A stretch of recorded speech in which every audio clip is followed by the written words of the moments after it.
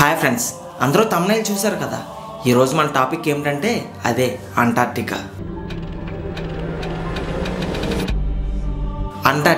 Antarctica అనేది మన భూమి మీద అత్యంత శీతలమైన ప్రదేశం అనేసి మనందరికీ కూడా తెలుసు.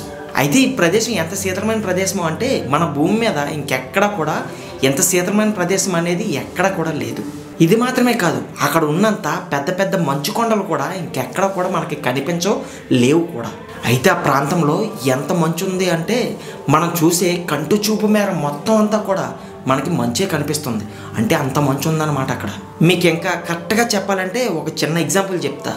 మనం అందరం బ్రో సినిమా చూసాం కదా, అందులో మన పవర్ స్టార్ ఎంట్రీ ముందు సాయి తరుణ్ తేజ్ ఒక చీకటి రూమ్లో ఉంటాడు కదా, తన కనుచూపు మేర అంతా ఎలా కనిపిస్తుంది, అదేదో ఒక ప్రపంచంలా కనిపిస్తుంది చూసారా. సేమ్ అంటార్క్టికా మధ్యలో ఉంటే మనకు కూడా ఆ మంచు అనేది ఏదైతే ఉందో అదంతా ఒక కొత్త ప్రదేశంలో, ఒక కొత్త ప్రపంచంలో మన కంటికి కనిపిస్తుంది అనమాట. అయితే అలా మన కంటి చూపుకు మేర కనిపించే ఐస్ అంతా కూడా మొత్తం అంటార్క్టికా ప్లేస్లో ఉన్న ఐస్ అంతా ఎంత ఉందని మీరు అడిగితే దానికి బెస్ట్ ఎగ్జాంపుల్ ఏంటో తెలుసా? మన ప్రపంచాన్ని అంతటినీ కేవలం ఒకే ఒక ప్రళయంతో ముంచేంత మంచు ఉందనేసి మనం అక్కడ చెప్పుకోవచ్చు. అసలే అంటార్క్టికా అనే ప్లేసు ఎంతో ఎత్తులో ఉండే ప్రదేశం ఇది కనుక ఇది ఒక్కసారిగా కరిగిందంటే ఏకంగా మన ప్రపంచం మొత్తం ఒక్కసారిగా తుడిచిపెట్టుకుపోతుంది, అంటే ఒక్కసారిగా మునిగిపోతుంది అనమాట. అలానే అంటార్క్టికాలో వేసే గాలులు కానీ మీరు కానీ చూసినట్లయితే మీ మతి ఒక్కసారిగా పోతుంది. ఎందుకు అంటే అక్కడ వీచే గాలులు సుమారుగా 300 కిలోమీటర్ల వేగంతో వీస్తూ ఉంటాయి. అంటే ఇప్పుడు మనం చూస్తున్న బిల్డింగులు, సిటీలో కనిపించే పెద్ద పెద్ద బిల్డింగులు ఉన్నాయి కదా, అవన్నీ కూడా ఈజీగా వాటన్నిటినీ మొత్తం చాలా ఈజీగా కిందన పడగొట్టేస్తాయి ఆ గాలులు. అంత ప్రమాదకరమైన గాలులు అనమాట అవి. అయితే ఇంత భయంకరమైన, ఇంత ప్రమాదకరమైన ప్రదేశంలో ఎవరైనా మనుషులు జీవిస్తున్నారా అని మీరు అడిగితే దానికి సమాధానం మాత్రం అక్కడ ఎవరు జీవించడం లేదనేసి మనం చెప్పుకోవాలి. ఇందుకు కారణంగానే అక్కడ మన కంటికి ఒక్క జీవి కూడా మనకి కనిపించదు. అలానే ఏ దేశానికి చెందిన ప్రజలు కూడా అక్కడికి వెళ్ళడానికి సాహసించరు, అలానే వెళ్ళరు కూడా. దీంతో పాటు అక్కడ కొన్ని ఏలియన్స్ ఉన్నట్లుగా కొన్ని ఆనవాళ్ళను కనుగొంటున్నారు. అంటే దీనికి అర్థం ఏంటంటే ఆ ప్లేస్ని ఒక ఏలియన్స్ ప్రాంతంగా మన వాళ్ళందరూ చెప్తున్నారనమాట. అయితే ఎలా అనేసి కేవలం ఏలియన్స్ మాత్రమే కాదు, ఎన్నెన్నో ఇంట్రెస్టింగ్ టాపిక్స్ అనేవి ఇక్కడ ఉన్నాయనేసి చాలామంది సైంటిస్టులు చెప్తూ ఉన్నారు. అయితే మరి ఆ విశేషాలు ఏంటో, ఆ ప్రత్యేకమైన చాలా ఇంట్రెస్టింగ్ ఫ్యాన్స్ ఏంటో ఈరోజు మీరు కూడా తెలుసుకోవాలనుకుంటే ఈరోజు వీడియోని ఎక్కడ స్కిప్ చేయకుండా పూర్తిగా చూసేసేయండి. అంతేకాకుండా ఇప్పటి వరకు మన ఛానల్ కానీ సబ్స్క్రైబ్ చేసుకోకపోతే ఫస్ట్ టైం మన వీడియోని చూసినట్లయితే ఖచ్చితంగా ఒక్కసారి మన ఛానల్ని సబ్స్క్రైబ్ చేసుకోండి. అలానే పక్కనున్న బెల్ ఐకాన్ కూడా ఆన్లో పెట్టుకోండి. మరి ఇంకా ఎటువంటి ఆలస్యం చేయకుండా మనందరం నేరుగా మన అంటార్క్టికా ఎడారిలోకి వెళ్ళిపోదామా? పదండి మరి. వెయిట్ ఏంటి వీడు అంటార్క్టికాని డైరెక్ట్గానే ఎడారి అని పిలుస్తున్నాడు అనేసి ఆలోచిస్తున్నారా? వెయిట్ ఫ్రెండ్స్, కంగారు పడకండి. దానికి సమాధానం కూడా, దాన్ని నేను ఎడారి అని ఎందుకు అన్నానో కూడా నేను ఇప్పుడు మీకు చెప్తాను. అయితే అంతకంటే ముందు ఒకసారి మనం అంటార్క్టికా గురించి పూర్తిగా తెలుసుకుందాం. మన భూమిపై ఉన్న 7 ఖండాల్లో అంటార్క్టికా అనేది ఒక ఖండం. అయితే ఈ ప్రాంతం మీద ఏ దేశానికి కూడా శాశ్వత అధికారం అనేది ఎక్కడా లేదు. ఇక్కడ మీరు కరెక్ట్గా చూసినట్లయితే దగ్గరగా ఉన్న దేశాలైన New Zealand, Australia, France, Norway, United Kingdom, Chile, అలాగే అర్జెంటీనా దేశాలు ఈ ప్రాంతాన్ని తమదన్నట్లుగా చెప్తూ ఉంటాయి. అయితే ఇదంతా వారు చెప్పే మాటలు మాత్రమే. ఎందుకు అంటే ఎక్కడా కూడా అధికారికంగా దీన్ని లెక్కించబడలేదు. అయితే ఈ ప్రాంతం అంతా మంచుతోనే నిండి ఉండడం వల్ల అంటార్క్టికాని మంచు ఎడారి అని పిలుస్తూ ఉంటారు. ఇక్కడ వర్షపాతం చూసినట్లయితే 200 మిల్లీమీటర్ల కంటే తక్కువగా నమోదయ్యి అసలు వర్షాలే కురవనట్లుగా ఉంటుంది. ఒకవేళ వర్షం పడినా అది ఎలా పడుతుంది అంటే మెల్లమెల్లగా స్నో టైప్లో మంచు వర్షంగా మారిపోతుంది. మీరు అంటార్క్టికాని గమనించినట్లయితే అంటార్క్టికాలో తూర్పు భాగం కంటే పశ్చిమ భాగం అనేది కొంచెం ఎత్తులో ఉంటుంది. అయితే అక్కడ శీతాకాలం అనేది ఎక్కువగా ఉంటుంది. అలానే ఇక్కడ టైం జోన్ అంటూ ఏమీ ఉండదు. ఇక్కడ ముఖ్యంగా 2 దక్షిణ ధ్రువాలు ఉంటాయి. మీరు మన గ్లోబ్ని చూసినట్లయితే ఉత్తర ధ్రువం నుంచి దక్షిణ ధ్రువంలో స్థిరంగా ఉండే ఒక పాయింట్ వద్ద కలుస్తుంది. మిగిలినవన్నీ అటు ఇటుగా కదులుతూ ఉంటాయి. ఈ ధ్రువం మీద ఒక తార సమాన ఎత్తులో తిరుగుతూ ఉంటుంది. అలాగే ఇక్కడ ప్రతిరోజు సూర్యాస్తమయం అంటూ ఏమీ ఉండదు. శీతాకాలంలో ఇక్కడ ఎన్నో వారాల పాటు సూర్యోదయం అనేది ఉండదు. అలాగే ఎండాకాలంలో అంటే డిసెంబర్ చివరి నుంచి మార్చి చివరి వరకు సూర్యాస్తమయం అనేది జరగదు. ఈ ధ్రువ కేంద్రం గురించి ఇంకా కరెక్ట్గా చెప్పాలంటే ఇక్కడ 6 నెలల పాటు సూర్యోదయం అన్న మాటే ఉండదు. అలాగే మరో 6 నెలల పాటు సూర్యాస్తమయం అనేది ఉండదు. అంటే ఇక్కడ 6 నెలల పొడుగునా సాగే ఎండాకాలంలో రోజులో ఏ సమయంలో అయినా సరే మన సూర్యుడిని హారిజాన్ మీద మన వాచ్ యాంటీనా క్లాక్ దిశలో తిరుగుతూ మనం గమనించవచ్చు. అయితే మనం దక్షిణ ధ్రువాన్ని చేరుకోవడం అనేది చాలా కష్టం. ఎందుకు అంటే ఇక్కడ సముద్రం కూడా పూర్తిగా మంచుతో కప్పబడి ఉంటుంది. ఈ దక్షిణ ధ్రువ కేంద్రం సైంటిస్టులు నివసించే ప్రాంతానికి చాలా దూరంగా చాలా ఎత్తులో ఉంటుందన్నమాట. ఇక్కడికి వెళ్ళాలనుకునే వారికి మంచుతో కప్పబడిన సముద్రపు దారిలో వెళ్ళవలసి ఉంటుంది. దక్షిణ ధ్రువం అంచుకు చేరుకున్న కేంద్ర బిందువు వద్దకు వెళ్ళాలి అని మీరు అనుకుంటే మరో 600 కిలోమీటర్ల లాంగ్ జర్నీ చేయవలసి ఉంటుంది.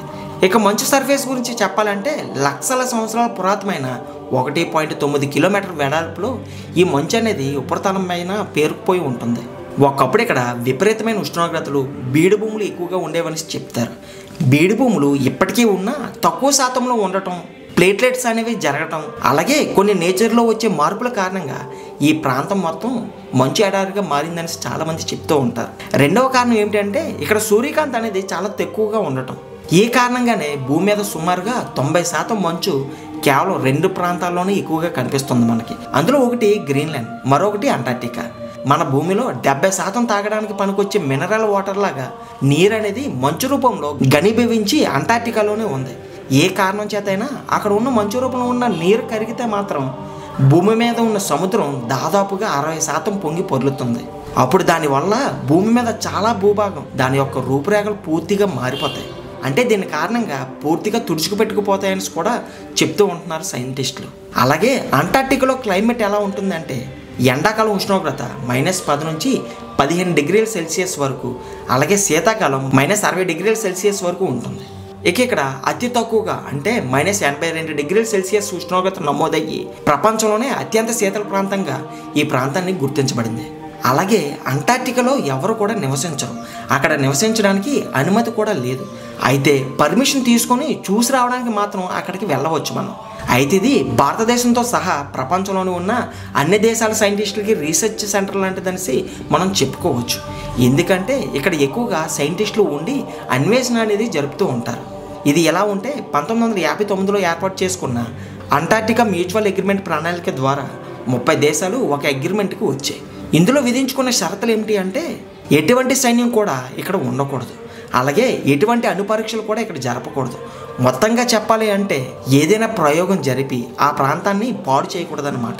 ఇక్కడ రీసెర్చ్ స్టేషన్లో ఎండాకాలంలో దాదాపుగా 5,000 మంది వరకు, అదే చలికాలంలో అయితే 1000 మంది లోపే సైంటిస్టులు ఉంటూ ఉంటారు. ఇక్కడ పేరుకుపోయిన మంచులో వచ్చే మార్పులను, అలానే వాతావరణంలో వచ్చే మార్పులను సైంటిస్టులు ఎప్పటికప్పుడు గమనిస్తూ ఉంటారు. దాదాపు అక్కడ 80కి పైగా రీసెర్చ్ సెంటర్లు అనేవి ఉన్నాయి. అలానే అంటార్క్టికాలో మంచుతో కప్పబడిన సముద్రం ఉందని కూడా మనం చెప్పుకున్నాం కదా. అంటే అది మొత్తం స్లో ఎయిర్తో ఉంటుంది.